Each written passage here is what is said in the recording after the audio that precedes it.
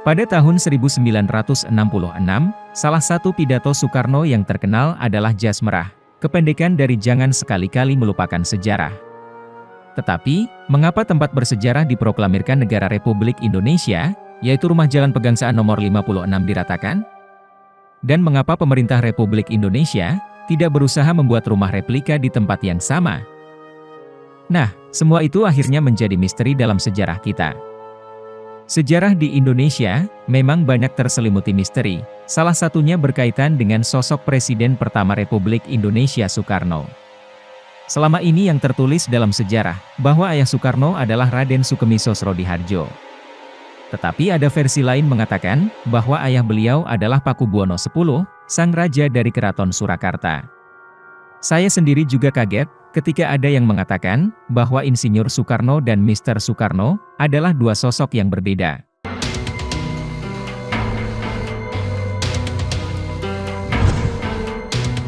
Pada seminar Bung Karno sebagai pewaris zamannya, yang diadakan oleh Akademi Jakarta di Cemara 6 Galeri Museum 27 Juni 2019, yang dihadiri juga oleh Guru Soekarno Putra, salah satu pemateri Profesor Dr. Tuti Herati Rooseno, memaparkan tentang silsilah Soekarno.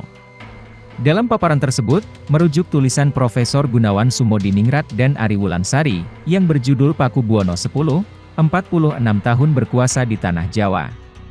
Di mana disebutkan, Soekarno adalah putra dari Pakubuwono X dengan seorang garwo ampil, atau selir perempuan Bali dari Buleleng, Ida Ayu Nyomanrai. Lalu pertanyaannya, kenapa dalam sejarah tertulis ayah Soekarno adalah Raden Sukemiso Srodihardjo? Menurut Kanjeng Pangeran Haryo Karyonagoro, penasehat spiritual Keraton Surakarta, dalam wawancara dengan wartawan media online Warta Merdeka, hal tersebut dilakukan untuk keamanan Soekarno. Dikarenakan, Pakubuwono X tahu, bahwa Soekarno kelak akan mengusir Belanda dari tanah air, sesuai pesan leluhurnya Pakubuwono VI. Dalam sabdanya mengatakan, kelak 100 tahun lagi atau 3 generasi dari keturunan Pakubuwono VI, keturunannya akan mengusir penjajah dari bumi pertiwi. Sekarang mari kita simak cerita lengkapnya. Pakubuwono X atau disingkat jadi PB10, adalah salah satu dari Raja Kasunanan Surakarta yang terkenal mempunyai selir banyak. Tapi bukan itu yang mau dibahas. Pada tahun 1900, PB10 menikahi putri Raja Buleleng yang bernama Ida Ayu Nyomanrai.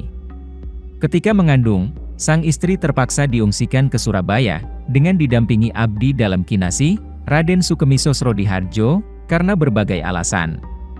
Setahun setelah pernikahan itu, PB10, entah mengapa memerintahkan Raden Sukemi untuk menikahi Ida Ayu Nyomanrai, dan menjaga anak satu-satunya dari putri Raja Buleleng itu, serta mengungsikan ke wilayah lain. Ternyata, PB10 sudah mengetahui, kalau anak yang dikandung putri Raja Buleleng itulah, yang dimaksud oleh kakek buyutnya, dan yang akan memerdekakan negara Indonesia. Ternyata, atas dasar hal itulah Pakubuwono X memerintahkan Raden Sukemiso Srodihardjo, untuk menikahi dan menjaga istrinya Ida Ayu Nyomanrai, yang saat itu sudah mengandung Soekarno. Hal ini dilakukan, agar Belanda tidak mengetahui, bahwa Soekarno adalah putra Pakubuwono X, terah Pakubuwono VI yang telah bersabda, bahwa kelak dalam 3 generasi akan ada keturunannya yang akan mengusir penjajah. Pada 1901, lahirlah putra Ida Ayu Nyomanrai. Ia diberi nama Kusno. Itu merupakan nama belakang dari nama lahir ayahnya, Pakubuwono X, yaitu Raden Mas Saidin Malikul Kusno.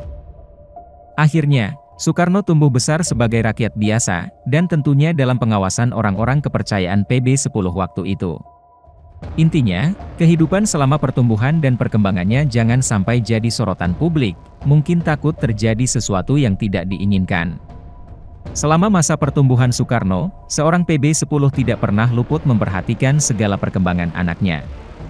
Segala kebutuhan dipenuhi, termasuk mempersiapkan masa-masa sekolah, hingga kuliahnya kelak di ITB. Ini tidak banyak orang tahu, tetapi fakta adanya. PB10 pernah keliling Jawa Barat dan tinggal dalam waktu yang cukup lama di sana. Diduga kuat, beliau itu sedang mempersiapkan segala urusan Soekarno yang kelak di masa depan akan kuliah di ITB. Sang ayah juga diam-diam menitipkan sebagian hartanya berupa emas batangan pada orang-orang terpercaya, Salah satunya adalah ulama pemilik pondok pesantren Salaf di Ciamis. Kelak, ulama inilah yang menjadi perantara antara PB10 dan Inggit Garnasih. Dalam buku berjudul Kuantar Kau ke Gerbang dikisahkan, Inggit Garnasih sebagai seorang istri, mati-matian membela Soekarno dalam hal ekonomi. Padahal sesungguhnya, itu adalah harta titipan PB10 secara rahasia, sampai Bung Karno lulus dari ITB. Bahkan selama kebutuhan ketika masa-masa perjuangan pun, PB10 selalu mengawasi dan menyuplai apapun itu yang diperlukan anaknya. Pakubuwono X sendiri, adalah Raja Surakarta yang menonjol. Beliau memiliki peran kuat dalam upaya pembentukan tatanan dunia baru dan berhasil menyatukan kekuatan finansial raja-raja dunia. Oleh karenanya, Pakubuwono X mendapat anugerah gelar dari berbagai negara.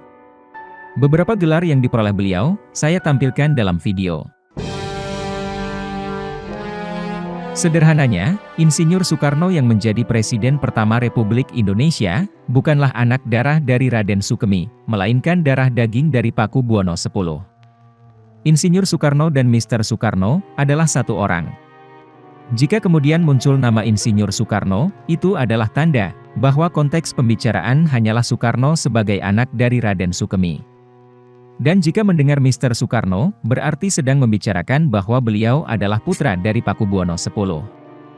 Mr. Soekarno, juga diibaratkan sebagai jiwa halus yang sudah disabdakan leluhurnya, yang kemudian terlahir menjadi Insinyur Soekarno. Namun juga ada pernyataan, kalau mereka, adalah orang yang berbeda. Kajian metafisika dan teori komunikasi transdimensi, memang membuktikan ada perbedaan antara nama Mr. Soekarno, dengan nama Insinyur Soekarno. Dua nama ini, menurut kajian itu adalah dua orang hebat yang dimiliki Indonesia. Memang secara ilmiah belum bisa dibuktikan, namun konon kabarnya, MR itu, bukan singkatan untuk gelar panggilan dalam bahasa Inggris Master dalam artian Tuan atau Bapak. Tetapi MR di sini adalah singkatan dari kepanjangan nama, Muhammad Rasul Soekarno. Tenang dulu, tidak usah panik. Ini hanya pendapat metafisika, dan teori komunikasi transdimensi. Saya sendiri, juga agak geli mendengarnya. Nama itu panjang, sehingga disingkat MR Soekarno, makanya huruf M dan huruf R, dituliskan dengan huruf kapital. Agar lebih mudah, kita baca saja menjadi Mr. Soekarno. Konon Mr. Soekarno ini masih hidup. Jika bingung dengan pernyataan ini, silakan tonton dulu video sebelumnya yang membahas tentang moksa. Sudah ada banyak orang yang mengaku bertemu dengannya. Dalam wawancara secara teori komunikasi transdimensi, Mr. Soekarno katanya memiliki 41 roh dalam dirinya, dan ia tidak pernah tua sampai kapanpun.